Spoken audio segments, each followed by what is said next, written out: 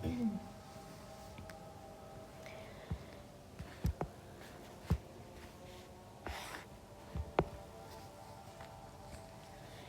everyone, welcome back to our channel. In this video we are going to talk about muscles. आज की video में हम internal structure of muscle को देखेंगे. ये टॉपिक MDCAT के लिए बहुत इम्पोर्टेंट है. नम्स, AKU, A levels और SAT biology. It's one of the most important topics. और let's start. I'm very excited क्योंकि ये टॉपिक बहुत मुश्किल लगता है बहुत लोगों को कि कॉन्ट्रैक्शन कैसे होगी. A band, I band, M line, Z line, H zone, etc. ये सारी चीज़ें क्या हैं, इनमें डिस्टिंग्विश करना बहुत मुश्किल होता है. कभी कभी क्वेश्चन तो बहुत ट्रिकी बनता है, कभी सिंपल भी होता है लेकिन वो कॉन्सेप्चुअल होता है तो वो नहीं सॉल्व हो पाते. Anyways, I will make sure कि अगर आप इस वीडियो को बहुत अटेंशन से एंड ऑफ कोर्स दिल से देखते हैं तो डेफिनेटली आपको ये टॉपिक बिल्कुल समझ आएगा. Let's get started. Before diving into मुश्किल वाले टॉपिक्स जैसे कि डायरेक्टली अगर हम सार्कोमेयर पे नहीं जाएंगे, ठीक है, पहले आपका थोड़ा सा बेसिक्स को डील करते हैं. Let's just touch base with not very basics of muscles but still I want कि मैं आपको थोड़ा सा स्ट्रक्चर के बारे में ओवरऑल एक ओवरव्यू दूँ. Let's start. I think already 1 minute हो गया होगा, 2 मिनट हो गए होंगे. अच्छा, मसल के बारे में अगर हम बात करें तो इसके इंटरनल स्ट्रक्चर के बारे में हम बात करेंगे, नॉट कि मसल के टाइप क्या होता है, फिर मसल है क्या. लेकिन फिर भी मैं आपको बता दूं जिनको नहीं पता, ये कॉन्ट्रैक्टाइल टिश्यू है हमारी बॉडी के अंदर. हमारी बॉडी में सिर्फ 2-3 टिश्यूज़ ऐसे हैं जो कि अपने आप को डीपोलराइज कर सकते हैं. देखो, ये बहुत बेसिक सी चीज़ है लेकिन आपको पता होना चाहिए. अगर आपने सेंट्रल नर्वस सिस्टम वाला टॉपिक किया है, वहाँ पे आप पढ़ते हो न्यूरॉन जो है उसमें कॉन्ट्रैक्शन होती है. इम्पल्स जनरेशन के टाइम पे आप पढ़ते हो कि वो सेल जो वो डीपोलराइज होता है. अगर नहीं भी पढ़ा तो सुन लो अभी. देखो, हमारा जो बॉडी का जितने भी सेल्स हैं वो जब वो रेस्टिंग स्टेट में, यानी कि एक सेल जब कोई काम नहीं कर रहा या फिर कोई फंक्शन कर भी रहा है तो इनसाइड ऑफ सेल हमेशा नेगेटिव होता है एज़ कम्पेयर टू सेल के बाहर. ठीक है, तो सेल हमेशा अंदर ज़्यादा नेगेटिव आयंस होते हैं और बाहर कम नेगेटिव आयंस होता है. तो हमेशा सेल का इंटरनल जो पोटेंशियल का मतलब यही कि हमारे पास चार्जेस का डिफरेंस क्या है कि अंदर -70 मिली वोल्ट होता है और बाहर आपको जानने की ज़रूरत नहीं है. हम लोग सेल के अंदर की बात करते हैं. तो हमेशा इसको कहते हैं रेस्टिंग पोटेंशियल. ठीक है, रेस्टिंग पोटेंशियल. और ये जो स्टेट है जब सेल के अंदर नेगेटिव आयंस आता है, सेल के बाहर जो है वो पॉजिटिव है. या फिर आप ये कह सकते हो कि सेल के अंदर कम पॉजिटिव है और सेल के बाहर ज़्यादा पॉजिटिव आयंस है. That be more accurate. ठीक है, तो ये जो -70 ऐसे आप कहते हो रेस्टिंग पोटेंशियल, इस स्टेट में सेल कहलाता है, ये सेल जो है पोलराइज स्टेट के अंदर है. किस स्टेट के अंदर? पोलराइज स्टेट के अंदर. अब जब सेल के अंदर मैं पॉजिटिव आयन डालूंगी तो वो क्या हो जाएगा? वो हो जाएगा डीपोलराइज. सिंपल सी बात है. जब सेल के अंदर मैं पॉजिटिव ज़्यादा करूँगी और सेल के बाहर कम पॉजिटिव होगा तो इस केस के अंदर इसको आप बोलेंगे सेल डीपोलराइज हो गया. लेकिन हमारी बॉडी में जितने भी सेल्स हैं, बहुत 2-3 ऐसे सेल्स के टाइप्स होंगे जो कि अपने आप को डीपोलराइज कर सकते हैं. बाकी कोई भी और सेल खुद को डीपोलराइज नहीं कर सकता एक्सेप्ट फॉर 2 सेल्स. और वो स्पेशल सेल्स कौन से हैं? एक मसल टिश्यू है हमारे पास, मसल सेल्स, और दूसरा न्यूरॉन. ये 2 हमारे पास ऐसे सेल्स हैं जो अपने आप को डीपोलराइज कर सकते हैं. ठीक है, आगे चलें. तो जब ये डीपोलराइज करते हैं तो मसल्स के अंदर क्या होता है? मसल के अंदर कॉन्ट्रैक्शन होती है. और न्यूरॉन के अंदर क्या होता है? न्यूरॉन के अंदर इम्पल्स जनरेशन होती है.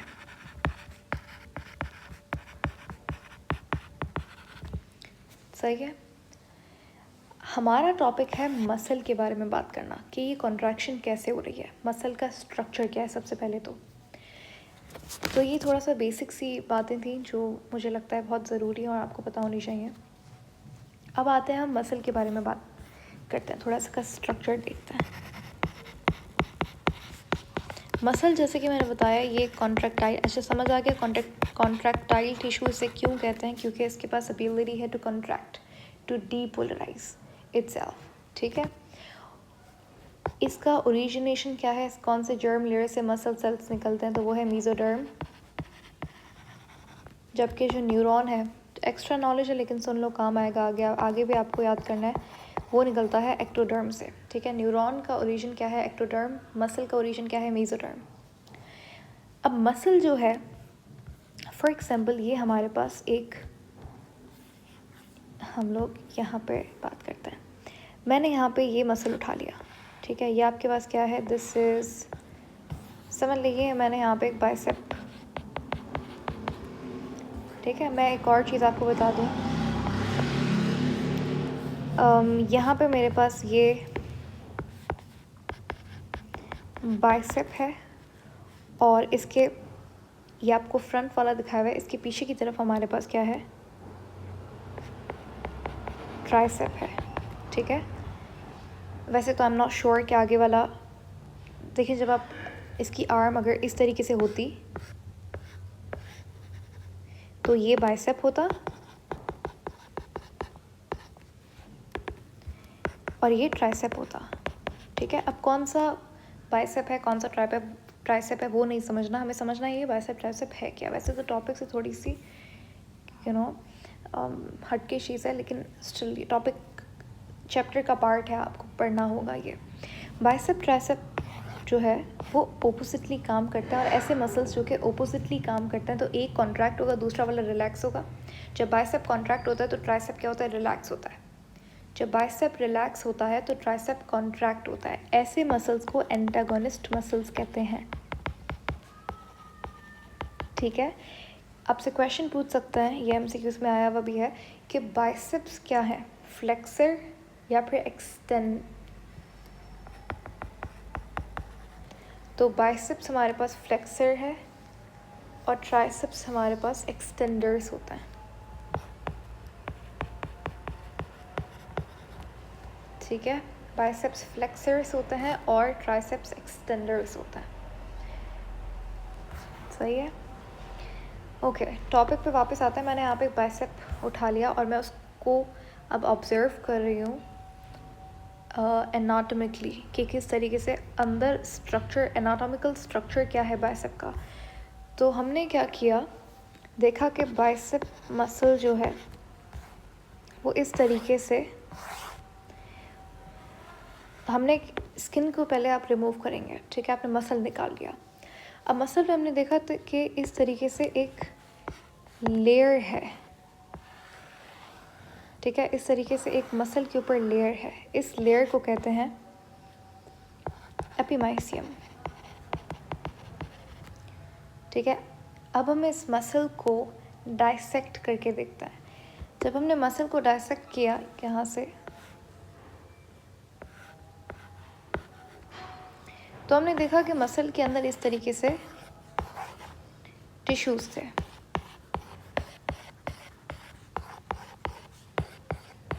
ठीक है, ये जो आप एक देख रहे हो ये मसल सेल है। ठीक है, ये एक मसल सेल है और ये मसल सेल्स के इस तरीके से ग्रुप्स बने हुए हैं। तो group of muscle cells is called as fascicle. तो आपने मसल को लिया, मसल के ऊपर एपिमाइसियम थी, एपिमाइसियम को हटाया, आपने देखा फेसिकल्स पड़े हुए हैं। फेसिकल्स क्या हैं, ग्रुप ऑफ मसल सेल्स, कुछ भी नहीं। अब फेसिकल्स के ऊपर भी इस तरीके से एक लेयर है। फेसिकल्स के ऊपर जो लेयर है उसे पेरीमाइसियम कहते हैं। ठीक है, मसल से मैंने क्या किया, फेसिकल्स को अब देखा। मैं चाहती हूँ कि फेसिकल्स के अंदर क्या है, I want to see that. तो हम क्या करेंगे, फेसिकल्स को डाइसेक्ट करेंगे। And when we dissected the fascicles, हमें दिखे मसल सेल्स। मसल सेल्स का दूसरा फैंसी नाम है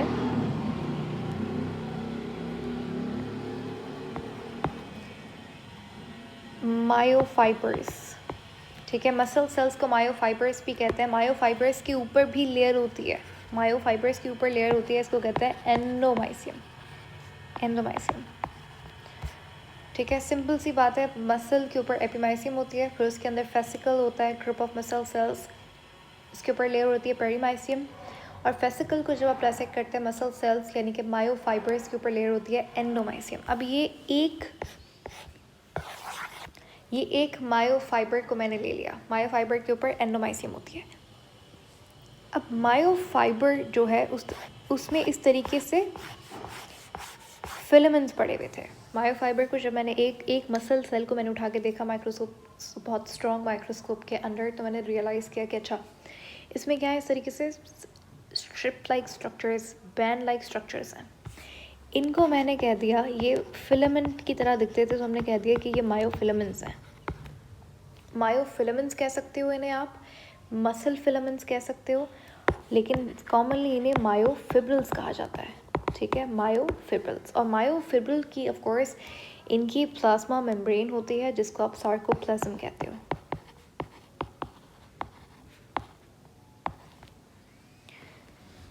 तो मसल सेल के अंदर मायोफिब्रिल्स पड़े हुए हैं और उनके ऊपर सार्कोप्लाज्म होती है।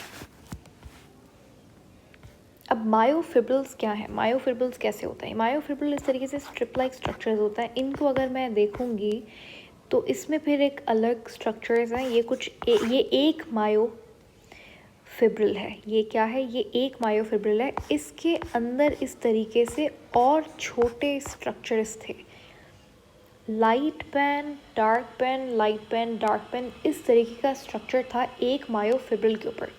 फिर हमने इसको स्टडी किया, मैंने देखा कि यहाँ पे आपने नाम सुने होंगे आई बैंड, ए बैंड, ये सब क्या है, तो ये मायोफिब्रिल के अंदर होता है। सार्कोमेयर क्या है वो भी पढ़ेंगे। तो आई होप यहाँ तक आपको बात समझ आ गई होगी कि मसल के अंदर किस तरीके से आप चीज़ों को देखते हो। अब जैसे फॉर एग्जाम्पल मैं यहाँ पे समझाऊँ आपको,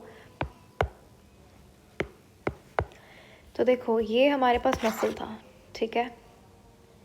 इन्होंने क्या किया, इन्होंने ये आप देख सकते हो टेंडन लिखा हुआ है। जो बोन टू मसल अटैच करता है वो टेंडन्स होता है, और जो बोन टू बोन अटैच करता है वो लिगामेंट्स होता है। Ligaments, tendons, both are the types of connective tissues. तो इन्होंने मसल लिया, मसल को इन्होंने इस तरीके से दिखाया हुआ है। मसल के ऊपर जो लेयर है वो कौन सी है? वो एपीमाइसियम होती है। मसल के अंदर इस तरीके से आप देख सकते हो ये ग्रुप ऑफ मसल सेल्स, इनको आप कहते हो फेसिकल्स, ये लिखा हुआ फेसिकल्स, ठीक है।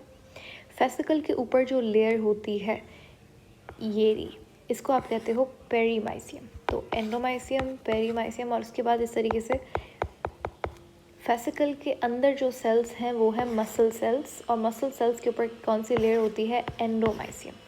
3 लेयर्स हो गई। अब मसल सेल्स जिनको आप मायोफाइबर कहते हो, मायोफाइबर के अंदर मायोफिब्रिल्स होता है, और मायोफिब्रिल्स के अंदर ही ए बैंड, आई बैंड, ये सारी चीज़ें होती हैं। तो ये हम पढ़ेंगे नेक्स्ट वीडियो के अंदर, और आई होप आपका बेसिक सब एकदम क्लियर हो गया होगा। I'll see you in the next video. Until then, take care. Thank you so much for watching, and don't forget to watch the part 2.